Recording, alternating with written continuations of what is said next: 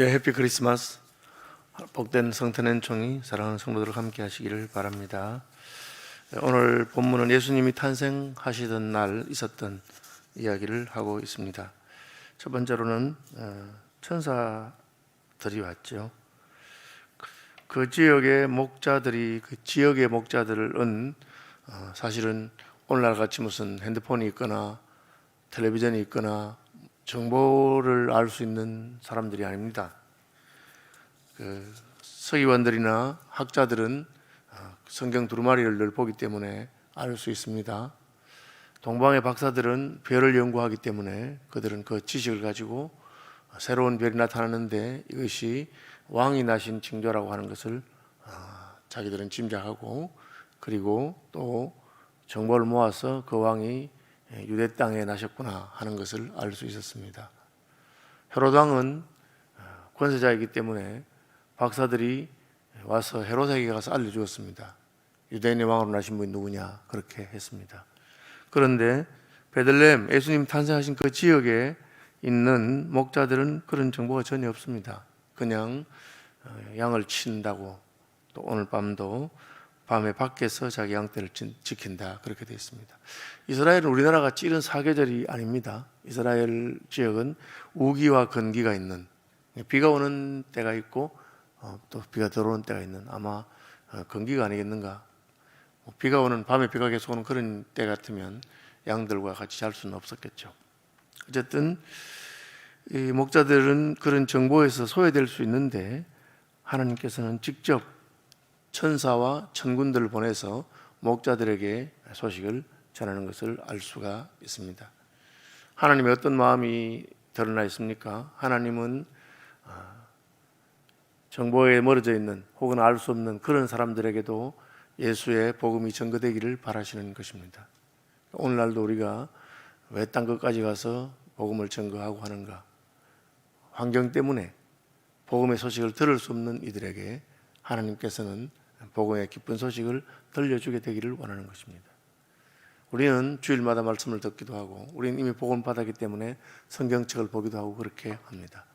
그런데 전혀 이 예수님의 오심, 예수님을 통한 하나님의 구원의 소식과는 전혀 소외되어 있는 그런 사람들이 있을 수 있습니다. 하나님은 그들에게도 천사와 천군들을 보내서 복음을 전하기를 원하시는 것을 우리는 알 수 있습니다. 그러므로 우리도 힘을 얻든지 못 얻든지 아직 예수를 알지 못하는 사람, 성탄절이 그냥 산타크로스 생일인 줄 아는 사람, 그런 이들에게 우리에게 구주가 나셨다는 소식을 전하는 자들이 되어야 됩니다. 주의 사자가 곁에 서고 주의 영광이 그들을 두루 비추매 크게 무서워하는지라. 하나님의 계시에 접할 때 하나님 우리에게 경건한 두려움을 주십니다. 왜? 하나님은 거룩하신 분이고 우리는 죄인이기 때문에 그렇습니다. 하나님을 만난 자들의 반응은 화로다 나여 망하게 되었도다. 왜? 그 영광이 너무나 영광스럽기 때문에. 대부분의 사람들은 자기가 그렇게 나쁜 사람이라고 생각하지 않습니다. 나는 그저 보통 사람이고 내가 무슨 죄를 지은 죄인도 아니고 감옥에 간 적이 없다, 그렇게 생각합니다. 그러나 하나님 만나면 우리는 우리가 죄인인 것을 알게 되고, 하나님 만나면 우리는 부끄러워지고 두려워지는 것이 정상적입니다. 그들은 크게 무서워하게 됐는데 천사가 무서워하지 말아라, 무서워하지 말아라, 내가 너희 두렵게 하려고 온 것이 아니다 하십니다. 보라, 내가 온 백성에게 미칠 큰 기쁨의 좋은 소식을 너희에게 전한다. 이것도 역시 하나님은 이 구원의 소식이 온 백성에게 적용된다고 말합니다. 특별한 사람들만을 위한 종교가 아닙니다. 모든 사람, 누구든지 예수께 와서 구원받고 누구든지 하나님의 은혜를 입을 수 있습니다. 우리가 그러므로 스스로 우리 마음에 저런 사람은 예수 못 믿을 거야, 저런 사람은 하나님을 사랑하지 않을 거야, 그렇게 스스로 제한할 필요가 없습니다. 누구든지 이 구원의 복음을 받아들이면 하나님의 은혜로 말미암아 변화될 수 있다 하는 것을 알아야 됩니다. 큰 기쁨의 좋은 소식이라고 그렇게 했습니다. 하나님께서 이것이 큰 기쁨의 좋은 소식이기 때문에 예수님 천사를 혼자 보내지 아니하고, 실제로 아브라함에게 천사가 혼자 나타나기도 하고 그렇게 합니다. 혼자 전할 수도 있습니다. 그런데 하나님은 천사와 천군들이라 했어요. 천군들도 천사인데 사실은 말을 증거하는 가브리엘이 마리아에게 엘리사벳에게 하나님의 뜻을 전달하듯이 말을 전달하는 사절단의 대표가 있고 그리고 그 뒤에 수많은 천군들이 다른 천사들이 같이 있었습니다. 이것은 하나님이 이 소식이 그냥 단순한 소식이 아니고 크고 중요한 소식이다. 그래서 대사를 보내서 이웃 나라에게 소식을 전하기도 하지만 사절단을 보내서 많은 사람들이 함께 올 수 있는데 이 사절단이 온 것입니다. 그 내용은 오늘이죠. 탄생하신 날 오늘 다윗의 동네에 너희를 위하여 구주가 나셨으니 곧 그리스도 주시니라. 이 기쁜 소식은 예수님의 탄생을 말하는 것인데 예수님에 대해서 세 가지가 나옵니다. 구주라고 하는 말은 우리를 구원하시는 분이라는 뜻입니다. 구세주죠. 그리고 그리스도라고 하는 것은 하나님이 기름 부어 세우신 분인데 메시아, 히브리어는 메시아고 마사야, 그리고 헬라어로는 크리스토스입니다. 그리고 그분은 왕이시다. 주라고 하는 말은 왕이라고 하는 뜻입니다. 그래서 하나님이 보내신, 기름 부어 보내신 메시아는 구주이면서 동시에 주이십니다. 이 두 가지 우리가 늘 같이 생각해야 됩니다. 우리를 구원하실 뿐 아니라 우리를 통치하셔서 우리의 삶이 하나님의 뜻대로 되기를 하시는 분입니다. 왕을 잘 만나야 되는 것이죠. 그래서 예수님은 나의 구주일 뿐 아니라 나의 주인 것을 탄생할 때부터 천사들이 그렇게 말하고 있습니다. 메시아, 하나님이 기름 부어 보내신 그분은 우리의 구주이시며 또한 주인이십니다. 너희가 가서 강보에 사여 구유에 누워 있는 아기를 보리니 이것이 너희에게 표적이니라. 그렇게 말했습니다. 어제 조금 말씀드렸는데 예수님께서는 구유에서 탄생하셨습니다. 하나님 왕을 움직여서 베들레헴까지 마리아와 요셉을 보내시는 분께서 그 베들레헴 사람 중에서 마음을 움직여서 자기 방을 내어놓도록 할 수 없는 것은 아닙니다. 그런데 하나님 그렇게 하지 아니하시고 당신이 보내신 메시아 예수께서 구유에, 외양간에 구유에 누워 있도록 하셨습니다. 그것은 하나님의 계시입니다. 하나님의 아들이 우리를 위해서 지극히 낮은 곳에 오셨다. 구유에 계신다. 그것이 표적이라고 말하고 있습니다. 가난한 사람들도 아기가 태어날 때는 가장 좋은 곳에서 또 깨끗한 곳에서 그렇게 할 것입니다. 그러나 하나님의 아들은 구유에 누워 있습니다. 그 이유는 그것이 표적이기 때문입니다. 높으신 분이 지극히 낮은 곳에 그리고 양들과 함께 양들 가운데 외양간에 있다고 하는 것입니다. 호련히 수많은 천군들이 천사와 함께, 이게 맞습니다. 천군은 복수로 되어 있고 천사는 단수로 되어 있습니다. 제가 아침에 다시 원어 성경을 찾아봤는데 처음 개혁개정판 나올 때는 천군이 천사들과 해야 되는데 그게 아닙니다. 천군들이 그 천사와 함께 말씀을, 물론 천군도 천사긴 합니다만은 말씀을 전하는 분 한 분 있고 그리고 그 사절단처럼 함께 있는 천군들이 많이 있습니다. 하나님을 찬송하여 이르되, 이것은 찬송할 만한 일입니다. 메시아가 탄생하신 것은 하나님을 찬송할 만한 일입니다. 왜? 우리를 위해서 하나님의 구원을 보이셨기 때문에 그렇습니다. 지극히 높은 곳에서는 하나님께 영광이요. 왜 하나님께 영광입니까?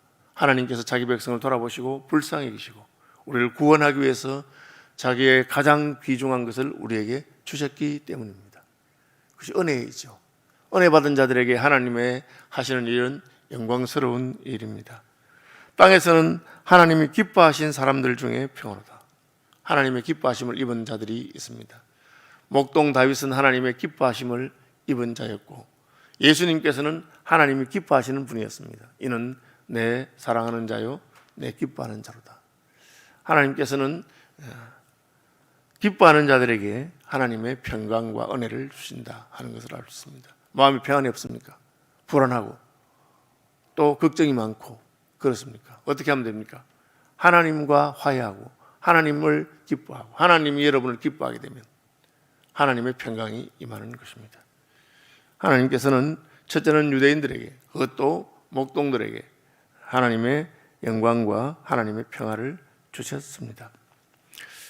천사들이 말한 것은 다윗의 동네에 강보에 사여 구유에 누워 있는 메시아, 구주, 왕이 오셨다고 하는 것입니다. 천사들이 떠나 하늘로 올라가니 목자들이 서로 말하되 이제 베들레헴으로 가서 주께서 우리에게 알리신 바 이루어진 일을 보자 하고, 아주 적극적이죠. 바로 밤중인데 자다가 깨서 천사의 기별을 들었다고 바로 가서 보고 그렇게 하는 것입니다. 단순하죠. 하나님 말씀인 줄 알면 그대로 순종하고 하는 것입니다. 하나님께서 목자들에게 전가하신 이유가 그 중에 하나인 것입니다. 이들은 새로운 소식을 들었을 때 즉각적으로 하나님 말씀대로 베들레헴으로 가서 구유에 누이신 아기를 보려고 했습니다. 15절 빨리 가서, 그러니까 급하게 간 거죠. 빨리 가서 마리아와 요셉과 구유에 누인 아기를 찾았다. 오늘 밤에 탄생한 아기가 있느냐? 베들레헴이 그렇게 큰 동네가 아니기 때문에 하룻밤에 2명, 3명, 여러 명이 태어날 것 아닙니다. 아기가 하나 태어나는데 이 외양간에 있는 마리아와 요셉과 구유에 누인 아기를 찾았습니다. 보고 천사가 자기들에게 이 아기에 대하여 말한 것을 다 전하니, 이 아기가 보통 아기가 아니다. 여러분, 요즘하고 다릅니다. 옛날에는 동네에 무슨 누구 집에 어떤 조그마한 일만 있어도 온 동네 사람들이 다 와서 구경하고, 그리고 그것이 그 동네 사람들의 이야기가 됩니다. 그런데 베들레헴에서 호적하러 왔던 마리아라고 하는 여인이 아기를 낳았다. 아기를 낳았으니까 그것이 그 동네에 다 소식이 되어 있는데, 그래서 구경하는 사람들 혹은 옆에서 떠드는 사람들이 많이 있는 그런 거죠. 그래서 모여있는 사람들이 있는데 목자들이 와서, 천사가 와서, 천군들과 함께 와서 이 아기가 하나님의 메시아이며 우리의 구주가 되고 우리의 왕이시다 하는 것을 증거했습니다. 이 상황은 안 맞죠. 지금 그냥 누울 데가 없어가지고 외양간에서 아기를 낳았는데, 그 외양간에 구유에 누워있는 아기를 보고 목자들이 와서는 천사와 천군들이 말하기를 이 아이가 바로 왕이시요 우리의 구주시요 하나님이 보내신 메시아시다, 그렇게 말을 합니다. 그런데 어느 것이 맞습니까? 우리가 지금 눈으로 보는 형편, 지극히 낮고 천하고 그런 형편과 하나님께서는 그분이 지극히 높으신 분이요 왕이시요 우리의 구주시요 메시아라고 하십니다. 하나님 말씀이 맞죠. 그런데 천사가 와서 직접 전하면 그래도 천사를 보고 놀라겠는데, 천사가 아니라 목자들이 와서 목자들이 증거하니까 듣는 사람들은 이 목자들의 전하는 말과 그 아기 예수가 지금 있는 그 형편은 잘 맞지 않는 것처럼 보입니다. 오늘날 우리가 복음을 전할 때 천사가 직접 전하면 될 건데 안 하고 우리가 전하니까 우리의 전하는 말을 우습게 생각하거나 그냥 미친 사람이거나 혹은 종교의 광신자거나 그렇게 생각할 수 있습니다.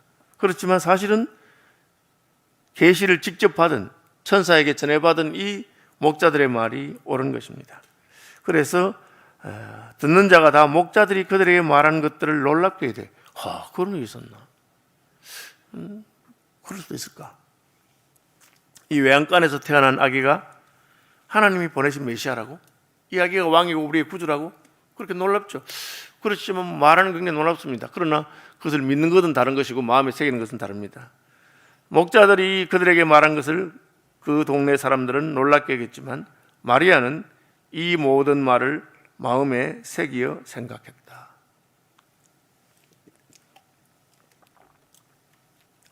마리아는 자기에게 일어난 일 자체가 신기한 것을 알고 있습니다. 자기는 남자를 알지 못하지만 천사가 말한 그대로 잉태하고 아기를 낳게 된 것입니다.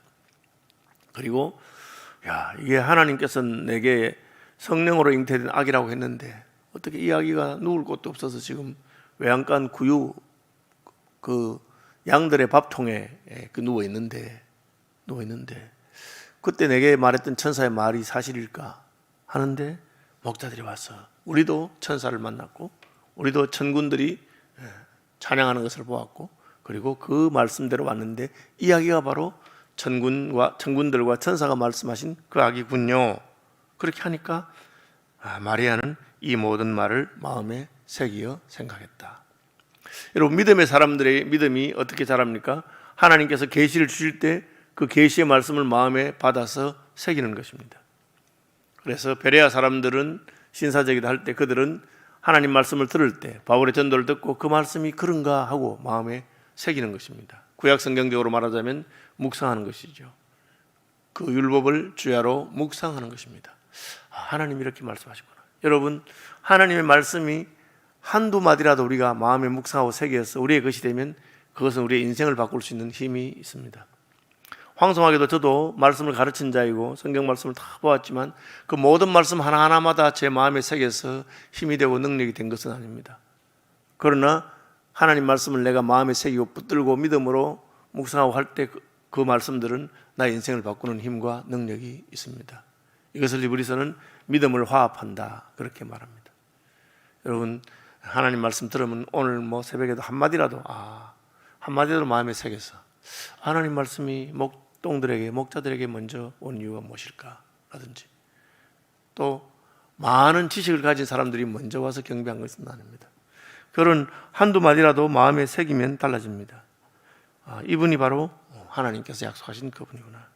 목자들은 자기들에게 이르던 바와 같이 듣고 본 그 모든 것으로 인하여 하나님께 영광을 돌리고 찬송하며 돌아가니라. 목자들이 잘하는 게 뭡니까? 예물이 있습니까? 동방의 박사들은 황금과 유향과 모략을 가지고 경배했습니다. 그들은 수많은 사절단을 데리고 왕궁으로 바로 갈 수 있는 그런 사람입니다. 그럼 목자들은 그런 게 없습니다. 그냥 양을 치고 있다가 소식을 듣고 왔지만 그들이 할 수 있는 것은 무엇입니까? 하나님께 영광을 돌리고 찬송하는 것입니다. 하나님께서 우리에게 이것을 원하십니다. 성탄절날 내가 무슨 가진 것이 많아서 하나님께 많이 드릴 수 없어도 하나님을 찬송할 수 있고 하나님께 영광을 돌릴 수가 있습니다. 말씀 묵상하시면서 기도하는 아침 되길 바라고 오늘 11시에 우리 성탄절 예배와 함께 또 은퇴 감사 예배가 있습니다. 함께 와서 축하해 주시길 바랍니다. 주기도문 합니다. 하늘에 계신 우리 아버지, 아버지의 이름을 거룩하게 하시며 아버지의 나라가 오게 하시며 아버지의 뜻이 하늘에서와 같이 땅에서도 이루어지게 하소서. 오늘 우리에게 일용할 양식을 주시고 우리가 우리에게 잘못한 사람들을 용서하여 준 것 같이 우리 죄를 용서하여 주시고 우리를 시험에 빠지지 않게 하시고 악에서 구하소서.